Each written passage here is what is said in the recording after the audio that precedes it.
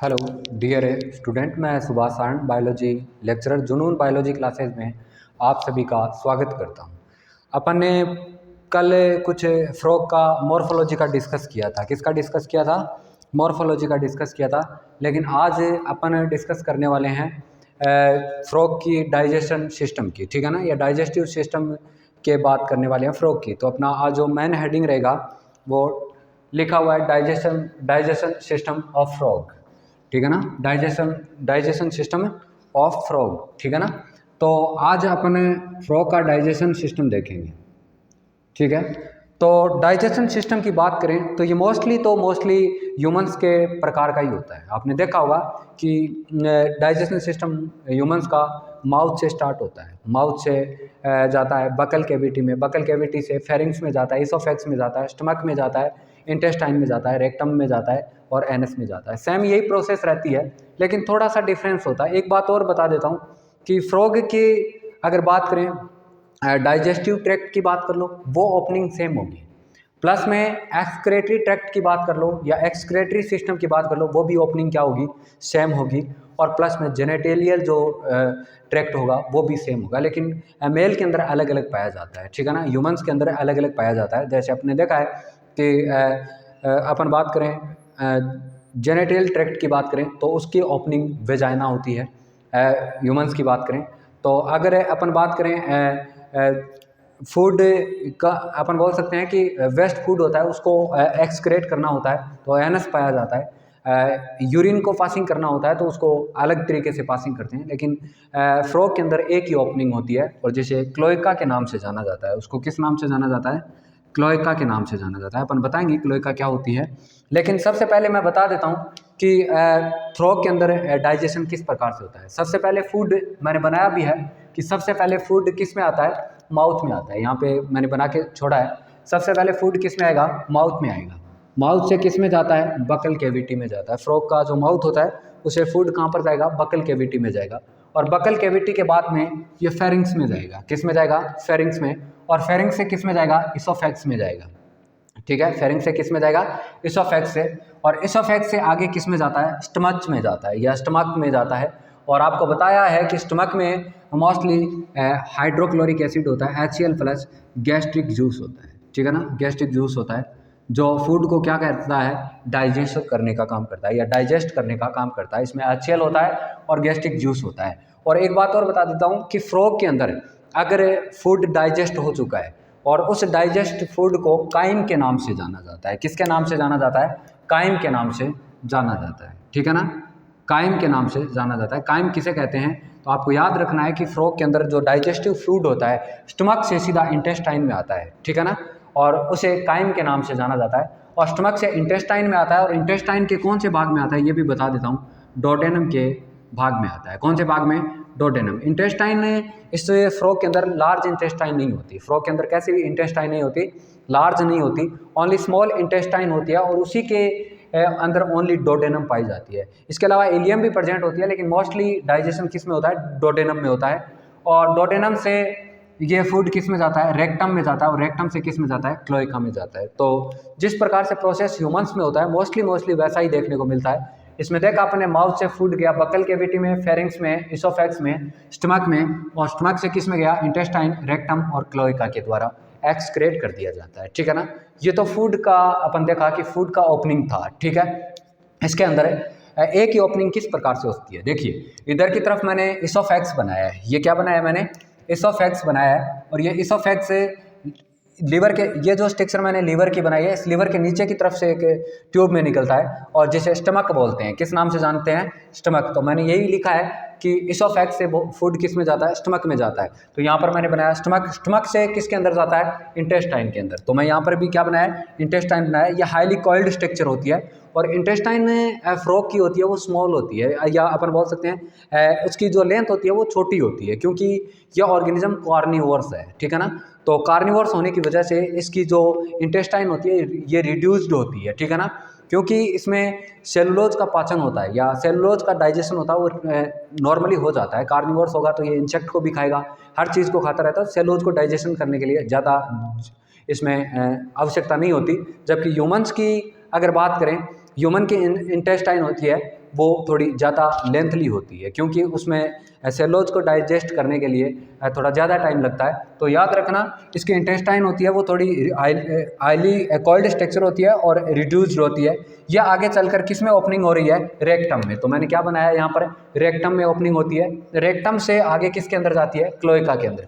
ये जो last part बनाया रेक्टम से, इसे क्लोएका बोलते हैं। ओके, किस नाम से जाना जाता है, क्लोएका के नाम से जाना जाता है। और यहाँ से ये फूड क्या हो जाता है, एक्सक्रेट हो जाता है। ये जो मैंने स्ट्रक्चर बनाया ना इस प्रकार की, वो क्लोएका है, ठीक है ना।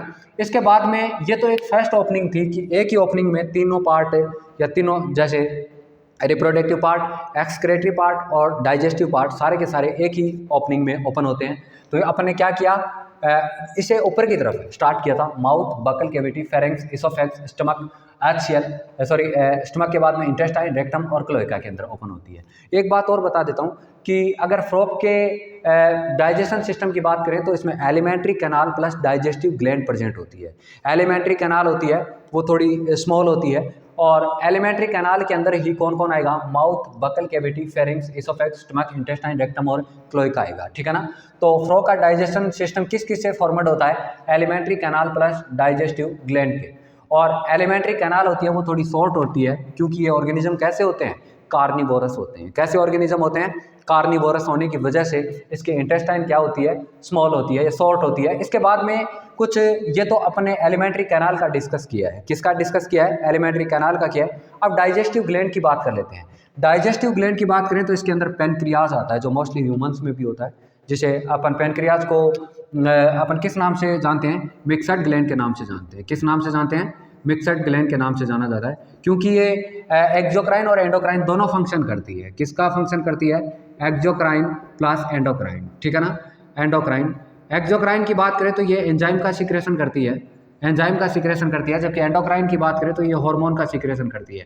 आपको पता होगा कि ये दो प्रकार के हार्मोन रिलीज करती है, एक इंसुलिन होता है, एक ग्लूकागोन होता है। इंसुलिन है शुगर के लेवल को कम करता है, जबकि ग्लूकागोन शुगर लेवल को बढ़ाता है। तो पेनक्रियाज से ग्लैंड से मोस्टली क्या निकलता है, पेनक्रियाटिक जूस निकलता है, जो जो किससे बना होता है, या डाइजेस्टिव एंजाइम से बना होता है। तो अपने लिखा है containing digestive enzyme, pancreatic juice होता है वो, ठीक है ना। इसके अलावा एक जो ग्लैंड आती है जिसे लिवर बोलते हैं, और ये किसका सिक्रेशन करती है, बाइल का सिक्रेशन करती है, ठीक है ना, पित्त का सिक्रेशन करती है। देखो लिखा हुआ भी है कि लिवर होता है सिक्रेटेड बाइल, और ये जो बाइल होता है ना, ये सिक्रेशन तो ये करती है, लेकिन ये सिक्रेशन करने के बाद में ये स्टोर कहाँ पर रहता है, तो ये स्टोर मोस्टली कहाँ पर रहेगा, गॉल ब्लैडर के अंदर रहेगा। और मैंने यहाँ पर बनाया है, ये जो स्ट्रक्चर है ये लिवर की बनाई है मैंने, ये जो स्ट्रक्चर मैंने बनाई है ना, ये सारी की सारी, ये स्ट्रक्चर किसकी स्ट्रक्चर है, लिवर की है। और लिवर के नीचे की तरफ एक और स्ट्रक्चर पाई जाती है, ठीक है ना। ये लिवर मोस्टली किसका फॉर्मेशन करेगा, बाइल का फॉर्मेशन करेगा। किसका फॉर्मेशन करेगा,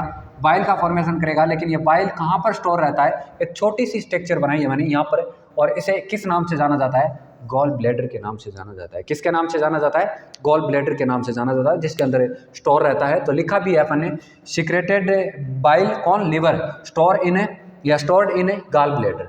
और ये गॉल ब्लैडर किसका डाइजेशन करता है, ये भी पूछा जा रहा है। गॉल ब्लैडर होता है वो फैट का डाइजेशन करता है। किसका डाइजेशन करेगा, फैट का डाइजेशन करेगा। लेकिन पेनक्रियाज होती है वो प्रोटीन और कार्बोहाइड्रेट का डाइजेशन करती है। पेनक्रियाटिक ग्लैंड किसका डाइजेशन करेगी, यहाँ पे लिखा है पेनक्रियाज जो होती है वो प्रोटीन और किसका, अपने कार्बोहाइड्रेट का डाइजेशन करने का काम करती है, ठीक है ना।